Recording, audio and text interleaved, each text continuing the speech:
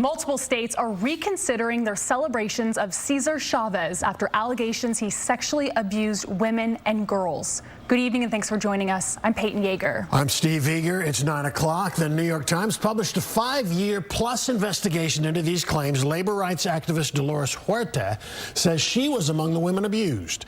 The incidents occurred while Chavez was leading the United Farm Workers Union.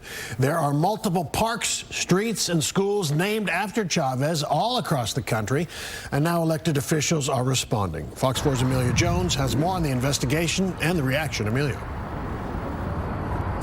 Hi there, Steve and Peyton. In addition to celebrations in honor of Cesar Chavez getting canceled, cities and school districts are considering taking action to rename streets and buildings that have his namesake. And legislators are already planning to take up the issue during the next legislative session. A longtime revered labor rights activist Cesar Chavez is now being condemned after allegations of sexual abuse against women and young girls came to light. Chavez is known for his work to secure better wages and working conditions for farm workers in the 1960s. He was one of the founders of the National Farm Workers Association. Wednesday, his co-founder, Dolores Huerta, revealed that she was sexually assaulted by Chavez. Huerta wrote on social media she stayed silent for more than 60 years out of concern for the work of the movement. She described 2 sexual encounters with Chavez where she was, quote, manipulated and pressured, another where she was, quote, forced against my will.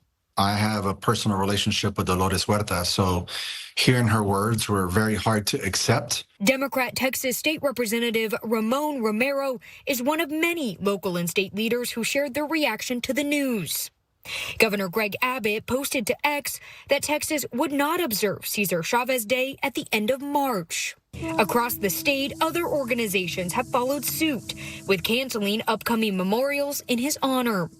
Abbott wants state lawmakers to remove the holiday altogether.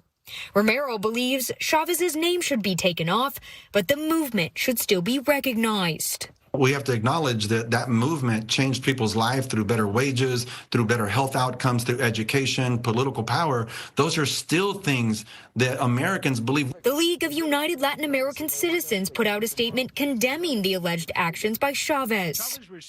It said in part, quote, no individual, regardless of stature or legacy, is above accountability when it comes to protecting and upholding the dignity of others.